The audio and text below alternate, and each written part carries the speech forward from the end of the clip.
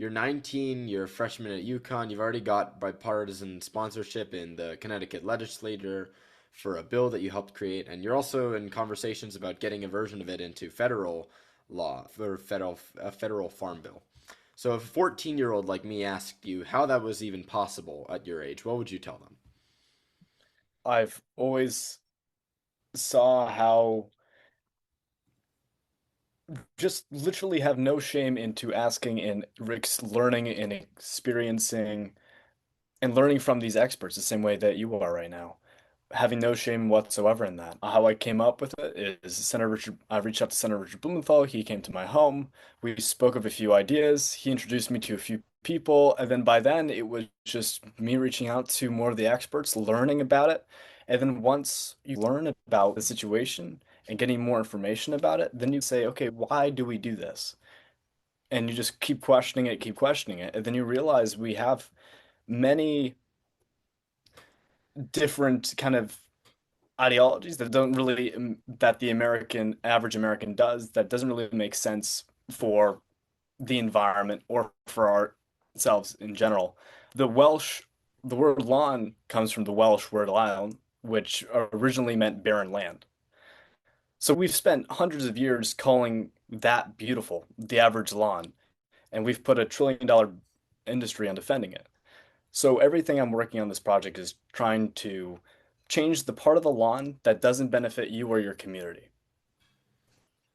Yeah, so before telling me, before your bill, before Republican, you'd already put 2,500 hours into volunteering across New Canaan's preserves, parks, etc. You won an award, an MVP Youth Award for it in 2021. What started that for you, and what did all those hours of pulling invasives and building pollinator gardens, what did that teach you that the policy work was later built on? I loved doing the most for the environment. I grew up watching David Attenborough and all those other people and just learning from them and constantly asking those same questions. That kind of inspired me to do the volunteer work, to reach out to local groups, to then say, okay, what can I do? And with help from groups like the New Canaan Land Trust or other groups, such as the New Canaan Nature Center, I was able to do a few land restoration acts and to remove the invasive species across properties as well and on public parks. And that kind of inspired me to then say, okay, that inspired me just to continue on to this path as well. Yeah, so in 2023, while you were still in high school, you worked in Forrest Megger's Chaos Lab at the Princeton's Andlinger Center.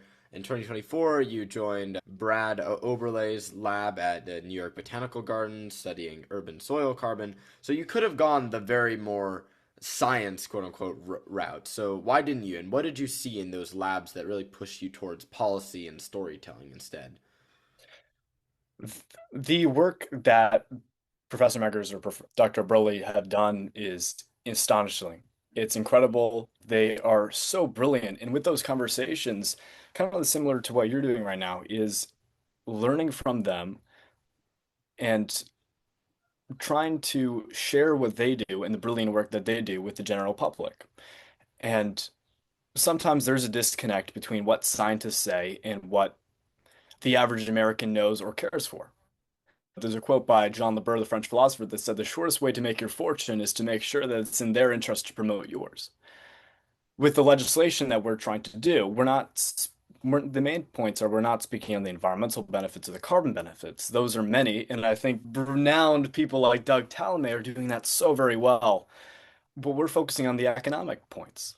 We're focusing on, okay, does this harm our communities? Does this harm our health? Does it harm our water quality? Does this harm does it make economic sense?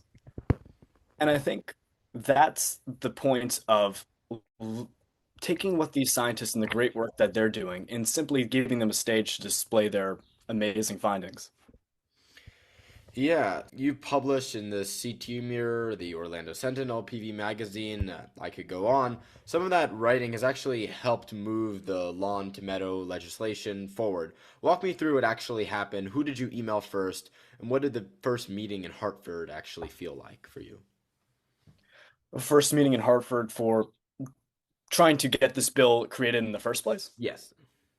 Yeah, so again, Senator Blumenthal came to my home. He introduced me to Senate Majority Leader Bob Duff, who I cannot speak highly enough, and a few others. And he introduced me to Representative Republican Tom O'Day. And ever since then, it's just learning more, reaching out more, and constantly refining it with these environmental experts to say, okay, what makes sense and what doesn't make sense? How is this going to benefit our communities and how this is not? What are some of the difficulties? The American lawn covers 40 to 45 million acres. That's more than twice the combined acreage of all American cotton, all fruit orchards, all rice, all potatoes combined.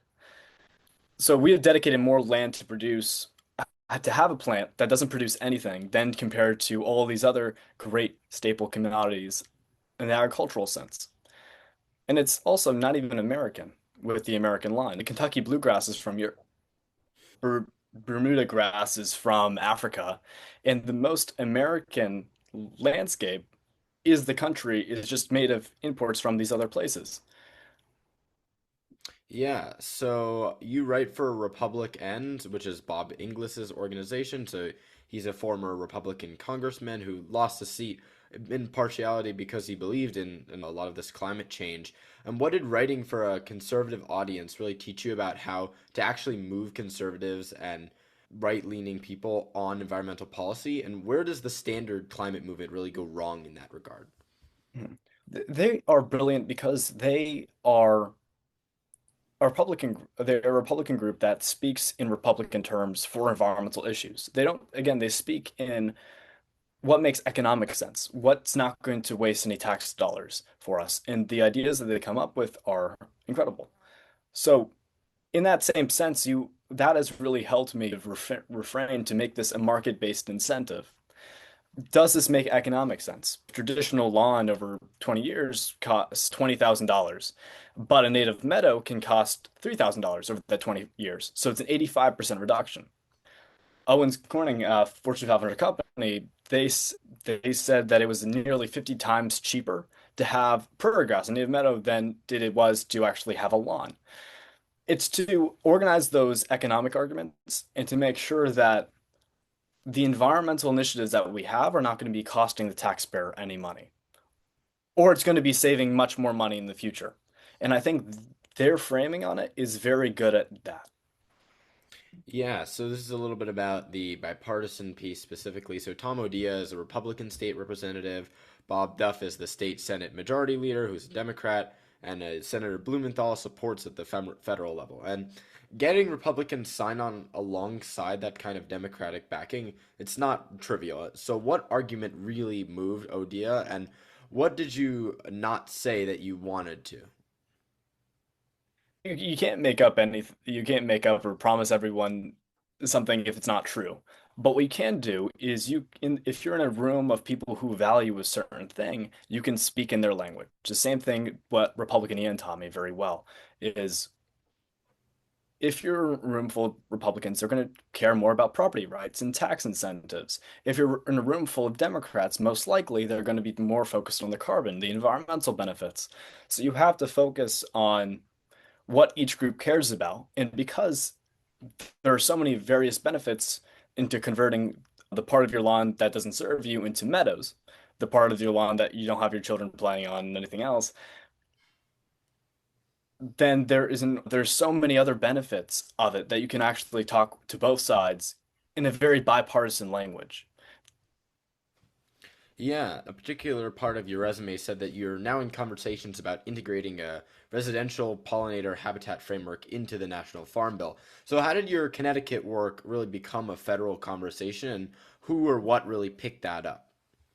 Yeah, so it is one of the first things we have to do was, okay, has there been other very successful examples like this in the past?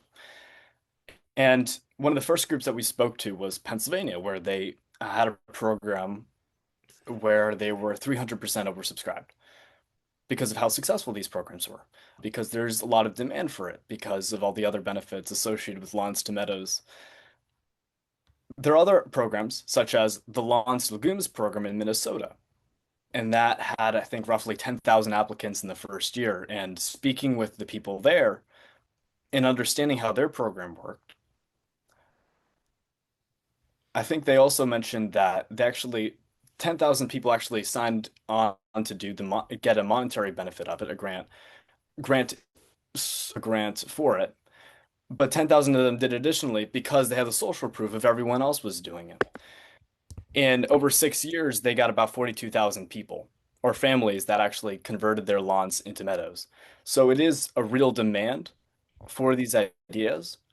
You have to learn from their successes and learn from how their systems were designed to then say, okay, how do we fit this in Connecticut? And that's how we got into the federal farm bill conversation. That's more of Minnesota's work with great people like Dan Shaw to try to say, okay, can we add a federal component for this? So speaking with Senator Richard Blumenthal's office and a few others, we're trying to say, okay, can we get federal funding to bring federal funding back into the states, whether it's Minnesota or Connecticut, other state programs that do this. So it's cheaper for students or for our families to actually do in our communities to do in our states. Yeah, so you're producing a documentary with Wiley Overstreet, and but I wanted to ask a little bit more for you. Why would you produce a film right now, and why right now, and what can a film do that a bill can't really do? So policy changes minds one at a time. Films change them at scale. So the research and the legislation works on decision makers. The film works on trying to speak to everyday Americans in their language. And I think the work that Nick, Wiley, and Mel, the filmmakers that are helping us with it, they're able to create beautifully crafted films in a way that I think speaks to tens of millions of people. And it is when you tell the story as visual quality, you can no longer make or you make an argument of course, it's the environmental benefits, of course, it's the economic benefits, which all these environmental groups have been saying. But to actually show it in such a visually appealing way, I think that is the root of why we're trying to do this. You're showing people something they want. Yeah, so what would be your tactical advice for a teenager who wants to do this? Not just be passionate about the environment, but the actual mechanics behind it. And if a 14-year-old really wanted to write something that becomes policy, what's the first thing that they should do? Yeah, exactly to your point. Don't say reduce your carbon footprint or anything vague or turn off the lights when you exit a room. Those are important, but they're, I believe that people can do more than just that. I would say research a problem that you care about until more than most people in that room know, a very narrow slice. Keep reaching out, sending emails. And the gap between an idea and a bill is mostly emails and research. And I know that because I've sent hundreds of them. And of course, some of them are not going to respond. And some of them are not going to actually be helpful, or some of them are actually going to say this or this. But by sheer numbers of them, you're eventually going to get up to a point of momentum where you can create something that is worth mentioning, that's worth doing, and also inspires you to do more. And that's what I would recommend. So on a scale from 1 to 5, 5 being the most urgent, how urgent is the lawn to meadow shift in the US? And not just the biodiversity, but as this political opportunity that's open right now and could possibly close in the future? How open is it in what sense? How more so I was talking about the urgency on, is it extremely urgent as in 5 out of 5, or is it 4, or I just wanted some kind of basic quantification and your justification for why. I think it is quite important because we can put up to 10 times the amount of pesticides on an acre of lawn than on an acre of farm up to. And with all of that, 20% of Connecticut is lawn, 20% of New York, New Jersey is also lawn. It is a massive footprint on the American landscape. And with all of that, all the pesticides are running off into our waterways and destroying our local ecosystems. Even though we don't see the consequences of it very physically, and I think that's why we're trying to do the film where we actually can see the consequences. I do think it's very important. I think that the environmental groups that are actually doing this are I think the environmental groups that are doing it are actually pushing a very urgent message.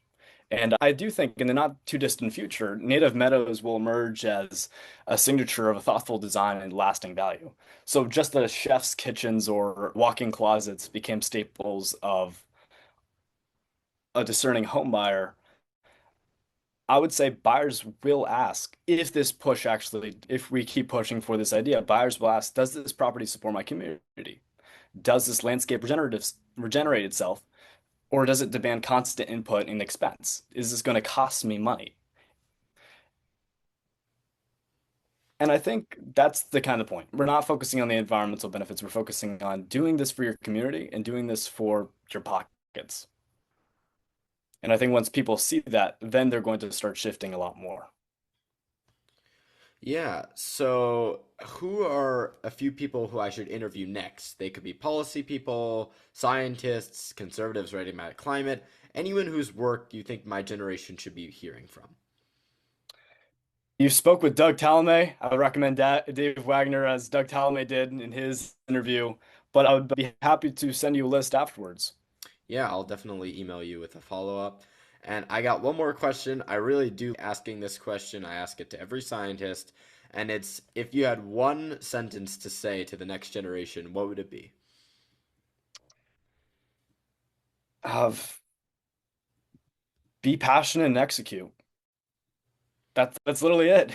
Find something that you're interested in and keep executing it until you create something with it. And I feel like that's going to give you a sense of identity and purpose as well.